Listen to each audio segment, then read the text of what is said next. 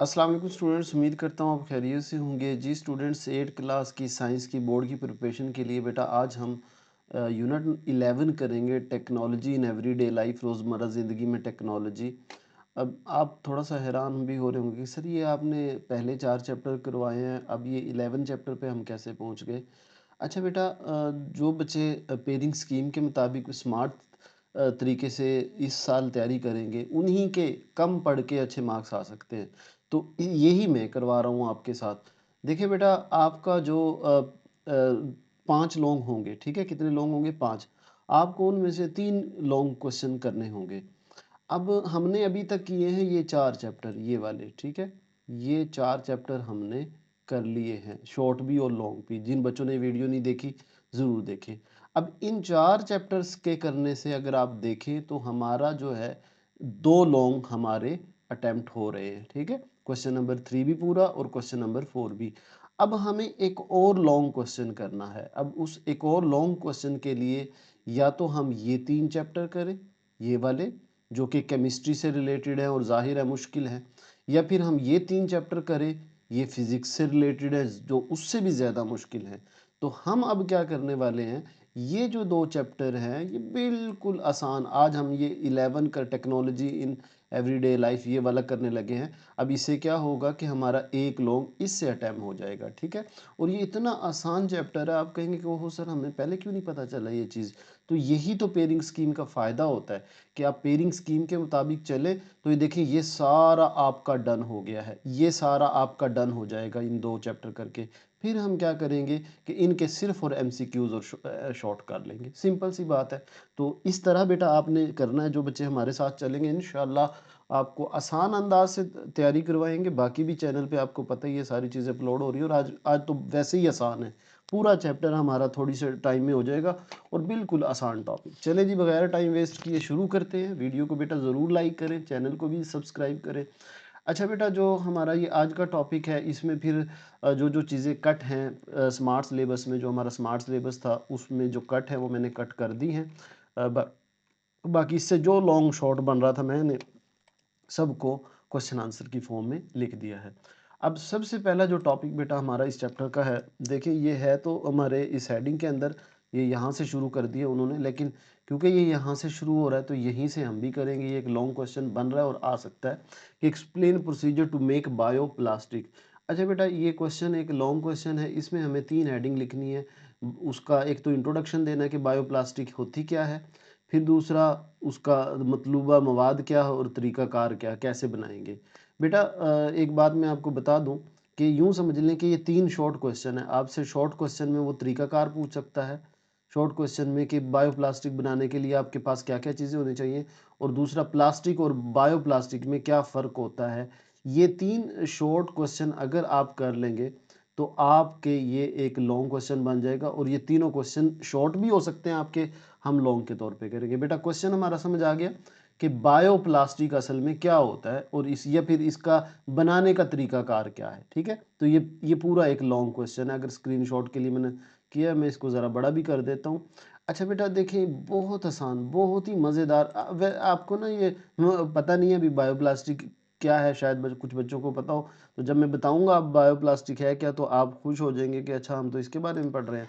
देखिए बेटा, एक है, ये अब हम अपने लॉन्ग का आंसर करने लगे हैं, ठीक है जी? रेडी रहना। पहले हम सिर्फ इसका इंट्रोडक्शन, फिर इस तरफ आएंगे और फिर इस तरफ, ठीक? बायोप्लास्टिक क्या होती है? देखिए, जो रवायती प्लास्टिक है, जैसे आपके शॉपर हो गए, प्लास्टिक की बोतल हो गई, ये सारी प्लास्टिक्स हैं, ठीक है? लेकिन आपने देखा होगा कि प्लास्टिक जो है आजकल गवर्नमेंट बंद करती जा रही है। आजकल क्या चीज़ आ रही है, वो जो आपको जिसको डिस्पोजेबल बोलते हैं, वो जिसमें आप बर्गर वगैरह या कोई कोल्ड ड्रिंक पीते हैं, तो ये डिस्पोजेबल आजकल ज़्यादा आम हो रही है। ये बायोप्लास्टिक कहलाती है। बेटा जो प्लास्टिक होती है ना, ये तहलील नहीं होती, मतलब सालों साल पड़ी रहेगी, ये और ज़्यादा हवा में आलूदगी पैदा करेगी। आपने देखा होगा प्लास्टिक शॉपर पड़े होते हैं और आलूदगी पैदा कर रहे होते हैं। लेकिन जो बायोप्लास्टिक है, यानी वो जो डिस्पोजेबल होते हैं, ये हल हो जाते हैं, तहलील हो जाते हैं, क्योंकि ये इसलिए फिर वो आलूदगी नहीं फैलाते। मतलब क्योंकि ये बने किससे होते हैं, केले के छिलके से। और जो मकई होता है ना, इसका निशास्ता, इसका यानी आप इसको कह लें, इसका आटा कह लें, इस तरह की चीज़, तो निशास्ता जिसको स्टार्च बोलते हैं, इनसे बनाते हैं। तो वो फिर जब हम इनको इस्तेमाल करते हैं तो कुछ दिनों खुद ये गल सड़ के ख़त्म हो जाते हैं। लेकिन प्लास्टिक जो है ये ख़त्म नहीं होती। शॉपर हो गए, बोतल हो गई।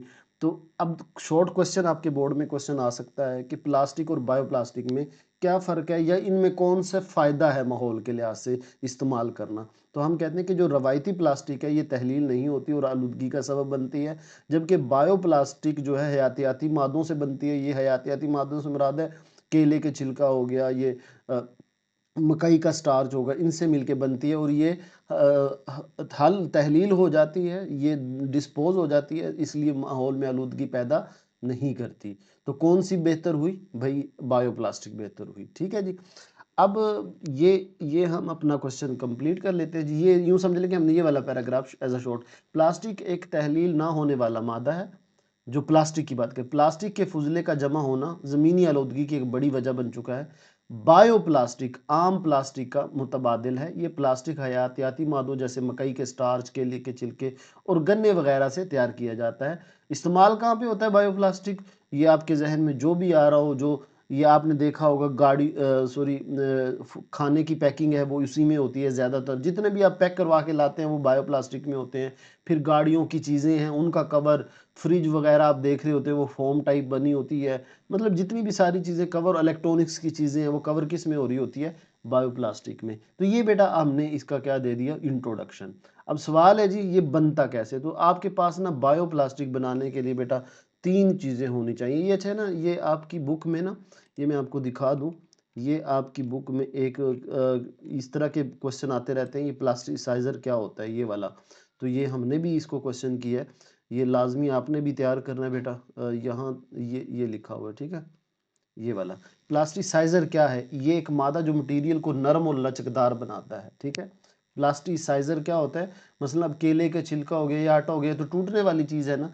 तो ये जो हम यूज़ करते हैं बायोप्लास्टिक, ये ज़रा लचकदार होते हैं, तो इसमें हम प्लास्टिसाइजर डालते हैं, यानी ग्लिसरोल टाइप। ग्लिसरोल एक प्लास्टिसाइजर है। इसका काम क्या है, ये मादों को नरम और लचकदार बना देता है। ठीक है, प्लास्टिसाइजर क्या है, एक मटेरियल है, एक मादा है जो चीज़ों को नरम और लचकदार बनाता है। और इसकी मिसाल क्या है, ग्लिसरोल। ठीक, डन होगी बेटा। अब आगे चलें जी। हमें बायोप्लास्टिक बनाने के लिए तीन चीज़ों की ज़रूरत होती है। हमें बायोप्लास्टिक बनाने के लिए कितनी चीज़ों की ज़रूरत होती है, तीन चीज़ों की। मकई का स्टार्च होना चाहिए, अब वो मकई का जो निशास्ता होता है, ग्लिसरोल होनी चाहिए, और डिस्टिल्ड वाटर होता है। डिस्टिल्ड वाटर आप यूँ कह रहे हैं कि छना हुआ या इस तरह का पानी। ठीक है, तो तीन चीज़ें चाहिए जी हमें। मकई का स्टार्च हमने 15 ग्राम लेना है, ग्लिसरोल लेना है प्लास्टिसाइजर, और फिर डिस्टिल्ड वाटर। ये तीन चीज़ें हैं। ठीक है जी। अगर आप ये देखें तो ये हमारे पास स्टार्च लेना है हमने, यानी मकई का या जिस गन्ने का, जिसका भी आपने लेना, ग्लिसरोल और डिस्टिल्ड वाटर, ये तीन चीज़ें जी हमें चाहिए। बेटा हम क्या क्वेश्चन करना चाह रहे हैं, हम एक लॉन्ग क्वेश्चन कर रहे हैं बायोप्लास्टिक। शुरू में हमने उसका इंट्रोडक्शन दे दिया, अब हमें वो बायोप्लास्टिक बनाने के लिए मतलूबा मवाद क्या है, मटेरियल रिक्वायर्ड क्या है, तीन चीज़ें, स्टार्च, ग्लिसरोल और डिस्टिल्ड वाटर। ठीक है, डिस्टिल्ड, तीन चीज़ें चाहिए। और मैं दोबारा फिर कहता हूँ कि मैंने अभी ये जो हमारे बोर्ड के पेपर होंगे इसमें ये शॉर्ट क्वेश्चन भी हो सकता है कि what are the material required for bio to make bioplastic. तो ये तीन नाम लिखने के, बायोप्लास्टिक बनाने के लिए कौन से मवाद मतलूब होते हैं, ज़रूरत होते हैं। तो ये तीन नाम तो कौन कौन से होते हैं जी, मकई का स्टार्च या सिर्फ स्टार्च कह दे एक ही बात है, ग्लिसरोल और डिस्टिल्ड वाटर। मकई का स्टार्च, ग्लिसरोल और डिस्टिल्ड वाटर, ये तीन चीज़ें हमें चाहिए। अब ये तीन चीज़ें आ गई तो हमने क्या करना है, तो भाई सिंपल सा काम है, स्टार्च और ग्लिसरोल को मिक्स कर दो। वो जो हमने स्टार्च लिया था और वो जो ये, यानी हमने ये स्टार्च लिया और ग्लिसरोल लिया, इसको मिक्स कर दो। फिर इसके बाद क्या करो, इसके बाद जनाब हमने वो जो अमेज़ा है, ये जो मिक्स करके बनाया, उसको पानी में हल कर दो, जो हमने पानी लिया था ऊपर। यानी इन दोनों को मिक्स करो और फिर पानी डाल दो। पानी डाल डालने के बाद आपने क्या करना है, 70 डिग्री तक इसको गर्म करना है। कितने, यानी 70 डिग्री इसको हीट देनी है, ताकि वो जिलेटिन ना बन जाए, वो गाढ़ी वो चिपकी चीज़ ना बन जाए। और फिर जो चीज़ बना रहे हो सांचे में डाल दो। यानी अगर आप गिलास बना रहे हो तो गिलास का सांचा होगा, अगर आप वो बर्गर का डब्बा बना रहे हो तो उसका सांचा होगा। तो ये सिंपल सा काम है। बायोप्लास्टिक बनाने का क्या काम है, स्टार्च और ग्लिसरॉल को मिक्स करो। यानी आपके पास स्टार्च है, ग्लिसरॉल है, इसको मिक्स करो, फिर इसमें पानी डालो, ज़रा मिक्स करो और 70 डिग्री तक गर्म करो और अपना सांचे में डाल दो। ये ले जी, बायोप्लास्टिक की तैयार है। ठीक है बेटा। अब कोई बच्चा, जो बच्चा इसको अपने अंदाज में भी लिख देगा, जहन में रखना है मैंने बेटा ये तस्वीरें इसीलिए बनाई है, आपके जहन में होनी चाहिए। आप अपने अंदाज में भी लिख दे कि भाई हमने स्टार्च लिया 15 ग्राम, ग्लिसरॉल लिया 5 ग्राम, उनको मिक्स किया, हिलाया और फिर उसमें पानी हल कर दिया। पानी हल करके हमने इसको 70 डिग्री तक हम इसको गर्म करेंगे। गर्म करने के बाद हमारे पास प्लास्टिक का पेस्ट, बायोप्लास्टिक का पेस्ट बन चुका है। अब हम इसको क्या करेंगे, अब सांचे में डाल देंगे। सांचा यानी जो हम उसका कप बना रहे हैं या बर्गर का डब्बा बना रहे हैं, जो भी बना रहे हैं उसके सांचे में डाल देंगे। ये लीजिए हमारी बायोप्लास्टिक तैयार है। ठीक है जी। अब इसने ये देखिए डिटेल में कैसे लिखा है, 15 ग्राम मकाई का स्टार्च और 5 ग्राम ग्लिसरॉल लेकर अच्छी तरह मिक्स कर लें। इस अमेजे को 200 मिलीलीटर डिस्टिल्ड वाटर में हल कर लें। महलूल को तकरीबन 70 डिग्री सेंटीग्रेड तक गर्म कर लें।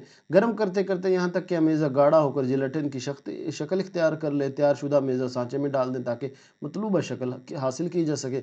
मज़ीद गर्म करें यहाँ तक कि ये खुश्क और ठोस टुकड़े की सूरत इख्तियार कर ले।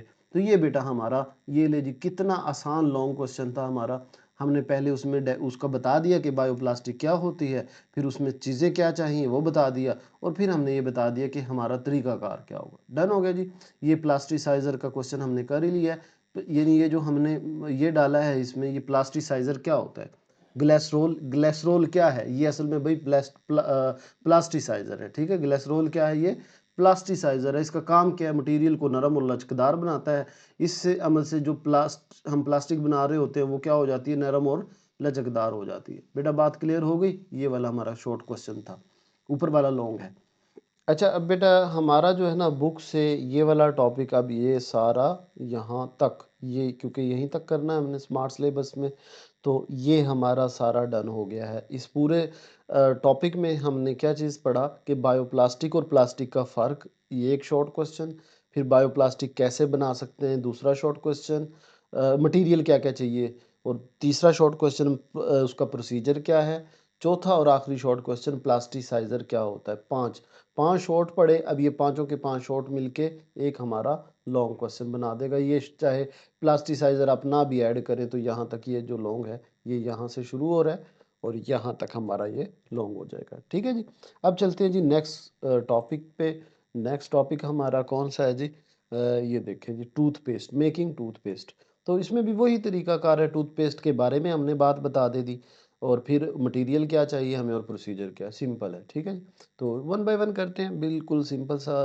ये तो मैंने कहा ना कि बहुत आसान लॉन्ग है, क्योंकि ये तो वो चीज़ है जो हमारे रोज़मर्रा ज़िंदगी में हमें देखते हैं। तो क्वेश्चन होगा, explain the procedure of making toothpaste. Toothpaste बनाने के मदारिज तहरीर करें। यहाँ बेटा मैं हर वीडियो में एक बात दोहराता होता हूँ कि बोर्ड के, देखिए मैंने क्वेश्चन की फॉर्म में लिखा है, ज़रूरी नहीं है कि बोर्ड में यही एज इट इज़ लाइन लिखी होगी। बोर्ड में मसलन इस तरह भी तो लिखा जा सकता है, आप घर पर टूथपेस्ट कैसे बना सकते हैं, आप घर के लिए टूथपेस्ट बनाने के लिए क्या क्या चीज़ें आपको चाहिए होंगी और कैसे बनाएंगे। तो जिस तरह भी आए, टॉपिक तो हमारा टूथपेस्ट ही है ना, तो उसकी 3 ही हेडिंग है, वो हमने तैयार करनी है। बेटा बात क्लियर होगी। चलें जी अब शुरू करते हैं। टूथपेस्ट होता क्या है भाई, ये कोई उसने बुक में इतनी बड़ी ये लाइन लिख दी, हमें सबको ही पता है। Toothpaste is a semi solid paste like material use for cleaning and polishing teeth. Toothpaste एक नीम ठोस मादा है जो दांतों की सफाई और चमकाने के लिए इस्तेमाल होता है। ये बेटा हमने बता दिया इसका टूथपेस्ट का इंट्रोडक्शन। ठीक है जी। अच्छा, अब टूथपेस्ट का हमने ये यहाँ पे आ गया, बता दिया कि ये जी दांतों की सफाई और चमक के लिए एक नीम ठोस मादा है, हम इस्तेमाल करते हैं घरों में। हमें अब इसमें चाहिए क्या बेटा, हमें इसमें ना 3 चीज़ें चाहिए। कितनी चीज़ें, 3 चीज़ें। फिर एंड पे ग्लिसरीन। पहले तो आपके पास होना चाहिए बेकिंग सोडा। ठीक है, क्या होना चाहिए, बेकिंग सोडा। दूसरे नंबर पे आपके पास होना चाहिए नमक। नमक। तीसरे नंबर पे आपके पास होना चाहिए कैल्शियम कार्बोनेट, ठीक है? कैल्शियम कार्बोनेट, और फिर आपको चाहिए होगा ग्लिसरीन, जिसको पेस्ट बनाने के लिए आप इस्तेमाल करोगे। तो अब हमारा सवाल ये होगा, शॉर्ट क्वेश्चन ये है, टूथपेस्ट बनाने के लिए हमारे पास कौन से मटेरियल होने चाहिए? तो बे रॉ मटेरियल एज इंग्रेडिएंट, ये बेटा शॉर्ट क्वेश्चन होगा, ठीक है आपका, कि टूथपेस्ट बनाने के लिए हमें कौन से खाम माल या रॉ मटेरियल चाहिए। तो सबसे पहले आपको चाहिए सोडा, बेकिंग सोडा। अच्छा, ये बेकिंग सोडा भला क्या होता है? जो मतलब अगर कोई घरों में अक्सर आपने देखा होगा, वो आगे आएगा भी, सोडा मिलता है, बेकिंग सोडा, ठीक है? तो ये पंसारी से मिलती हैं सारी चीज़ें, आपको आमतौर पे सिर्फ नमक ही मिलेगा। ये सोडियम क्लोराइड उसने लिख दिया, सोडियम क्लोराइड का मतलब है जो नमक है। फिर कैल्शियम कार्बोनेट होता है, ये भी आपको पंसारी से मिलता है, और ग्लिसरीन, ठीक है?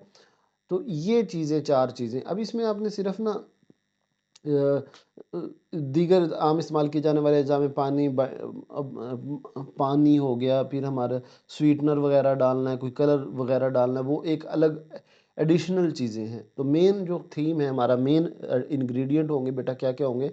Baking soda, sodium chloride, calcium carbonate और ग्लिसरीन, ठीक है? उसके अलावा फिर कोई उसको रंग देना है, कोई उसको बाइंडर देना, मतलब ताकि वो जोड़ के रखे, फिर मतलब उसको सख्त करे, या कोई फ्लेवर देना है, उसमें कोई खुशबू डालनी है, कोई कलर देना है, वो आप डाल सकते हैं। इनके एक दो नाम याद रख ले जो आपको आसान लगे। मतलब बाइंडर जो उनको आपस में जोड़ता है, ठीक है? फिर फ्लेवर कोई उसका खुशबू हो जाए, स्वीटनर हो जाए, फिर या उसको कोई कलर देना हो। तो ये सिर्फ ऐड कर लें, बाकी वही 4 नाम, मेन टूथपेस्ट के लिए 4 नाम होने चाहिए। Baking soda, sodium chloride, calcium carbonate और ग्लिसरीन, ठीक है जी। तो अब ये वाला शॉर्ट क्वेश्चन हमारा डन हो गया कि टूथपेस्ट बनाने के लिए क्या क्या चीज़ें चाहिए जी। सबसे पहले तो हमें चाहिए बेकिंग सोडा, ठीक है? सबसे पहले हमें क्या चाहिए? बेकिंग सोडा चाहिए। दूसरे नंबर पे हमें क्या चाहिए? नमक चाहिए, सोडियम क्लोराइड। और तीसरे नंबर पे हमें क्या चाहिए? Calcium carbonate. तो ज़्यादा तो वो बेकिंग सोडा ही होता है, ठीक है?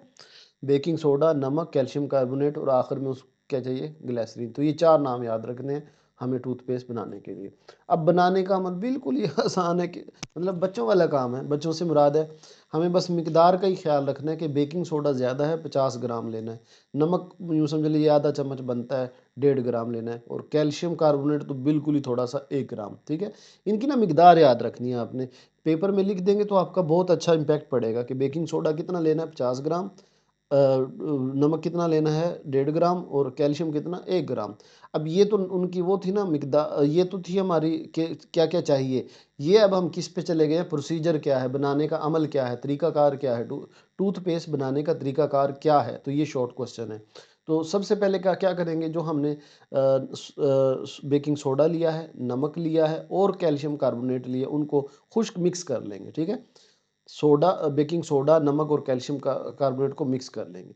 उसके बाद क्या करेंगे? ग्लिसरीन शामिल कर देंगे ताकि वो पेस्ट बन जाए। तो गाढ़ा करने के ड्रॉपर के ज़रिए थोड़ा-थोड़ा उसमें पानी डालते रहेंगे और मिक्स करते रहेंगे, यहाँ तक कि उसमें जो है ना वो एक पेस्ट टाइप बन जाए। इज़ाफ़ी कोई चीज़ उसमें फ्लेवर ऐड करना है, कोई खुशबू डालनी है, या कोई कलर देना है, तो वो इसमें खुशबू या कलर इसमें आप दे सकते हैं। ठीक है जी?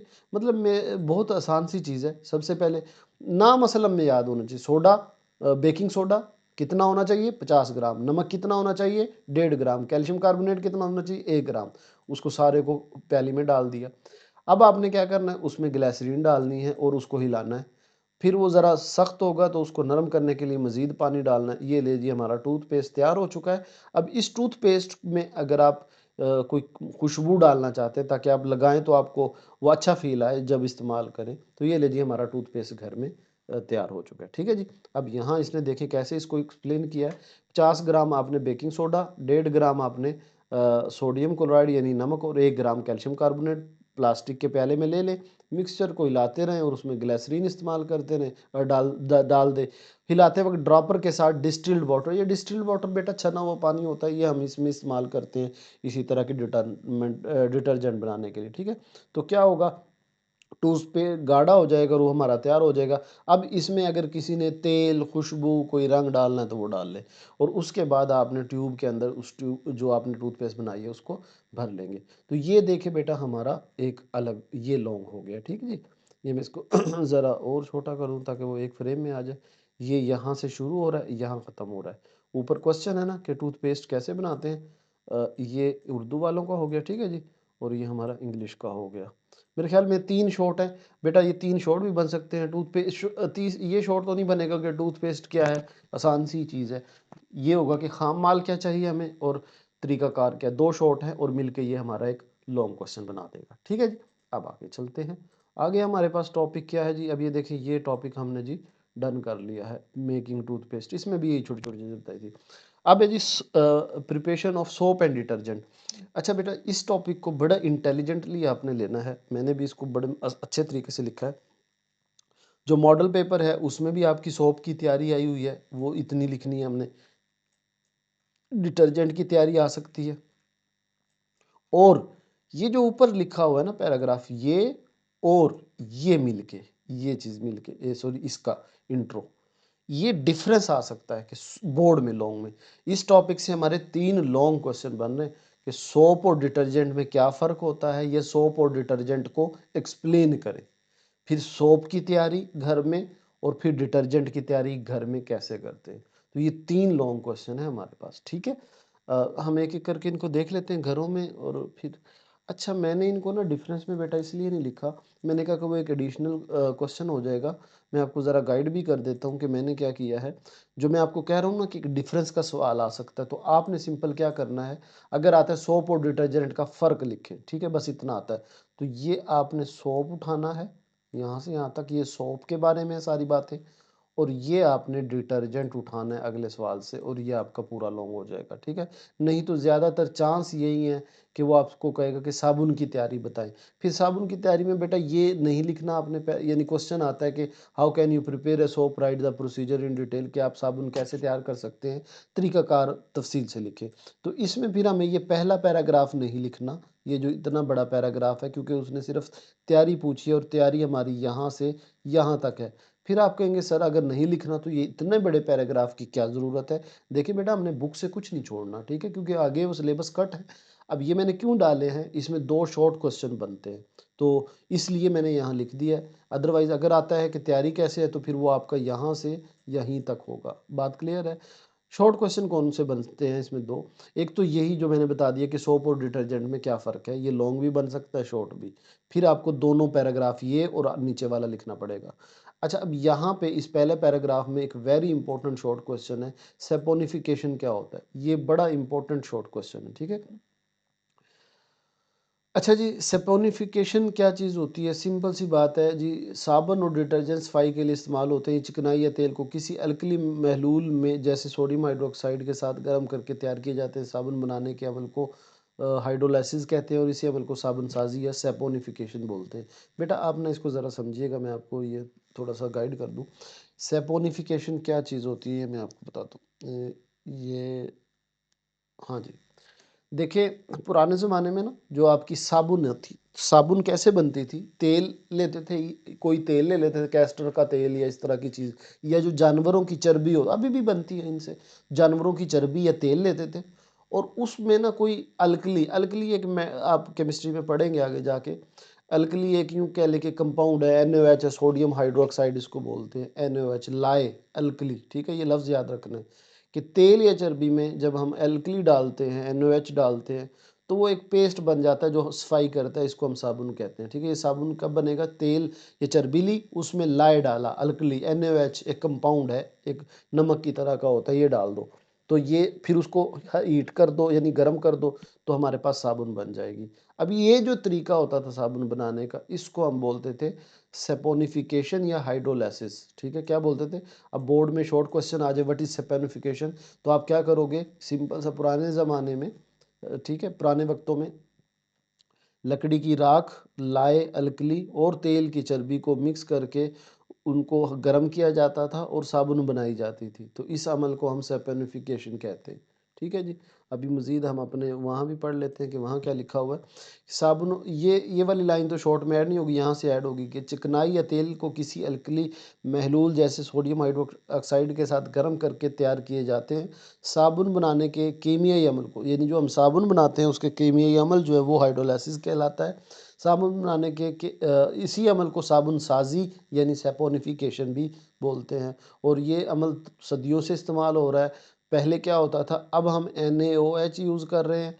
वो क्या यूज़ करते थे, वो लकड़ी की राख, जो लकड़ी जल जाती है तो राख यूज़ करते थे, उससे मुलायम हो जाती थी, ठीक है। और चर्बी, तो चर्बी तो आज भी हम यूज़ करते हैं, ठीक है। तो आज हम क्या कर रहे हैं, चर्बी और NaOH, और पहले क्या करते थे, चर्बी और राख। तो वो डिटर्जेंट यानी सफाई के लिए चीज़ें बनाते थे। अब जी ये था शॉर्ट क्वेश्चन। अब आ जाए इंपॉर्टेंट लॉन्ग क्वेश्चन की तरफ कि आप घर में साबुन कैसे बना सकते हैं, आपके पास क्या क्या चीज़ें होनी चाहिए। तो ये तो अभी हम बता चुके हैं कि हमें 3 चीज़ें चाहिए। आयल या चिकनाई चाहिए, चर्बी चाहिए, लाए चाहिए यानी सोडियम हाइड्रोक्साइड, और क्या चाहिए, पानी चाहिए। ये अब ये बनाने का तरीका सिंपल क्या है जी, इसका बनाने का तरीका देख लें जी। आपने जो केस्टर ऑयल ले लें या चर्बी ले लें, ठीक है। पहला प्रोसीजर क्या है कि आपने तेल और NaOH को मिक्स कर लेना है। वो NaOH वही पाउडर टाइप, ठीक है। NaOH को मिक्स करना है। फिर आपने क्या करना है, ये आपने कितना लेना है, तेल 20 मिलीलीटर, और जो सोडियम हाइड्रोक्साइड है वो 30 मिलीलीटर लेना है। यानी जितना आप जो आप सोल्यूशन आपका 20% सोडियम हाइड्रोक्साइड होना चाहिए। अब बस 20% ना भी लिखे, डायरेक्ट लिख लें कि लेट से हम कोई तेल यूज़ कर रहे हैं कैस्टर का या चर्बी हो, तो वो 20 मिलीलीटर हो, और सोडियम हाइड्रोक्साइड 30 मिलीलीटर हो, और आम नमक 5 से 10 ग्राम उसमें हमने डालना है। तो तेल और NaOH का जो मिक्सचर है वो, यानी ये तेल, ये वाला तेल या चर्बी और NaOH, इसको हम मिक्स करेंगे, ठीक है। मिक्स करने के बाद उसको गर्म करेंगे या नीचे आग जला देंगे, ठीक है। आग जलाएंगे तो नमक शामिल करेंगे और जमने देंगे, और वो हमारी साबुन तैयार हो जाएगी, ठीक है जी। अब ये आगे साबुन और डिटर्जेंट में यहाँ शॉर्ट में कह रहा था कि अगर ये आता है साबुन और ये बेटा बात क्लियर होगी। तैयारी का अमल बिल्कुल आसान सा ही लिखा हुआ है, मतलब आसान सा है। ये करना क्या है, बस मिक्स करना और गर्म करना है, सिंपल सी बात है भाई।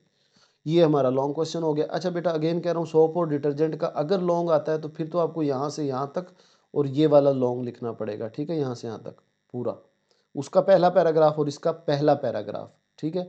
लेकिन अगर ये शॉर्ट में आता है तो ये इतनी सी चीज़ लिख दें कि साबुन कुदरती चिकनाई से बनता है, सख्त पानी में कम मौसर होता है। हार्ड पानी होते हैं ना, ठंडा पानी होता है, उसमें ज़्यादातर जो चीज़ें ये काम नहीं करती।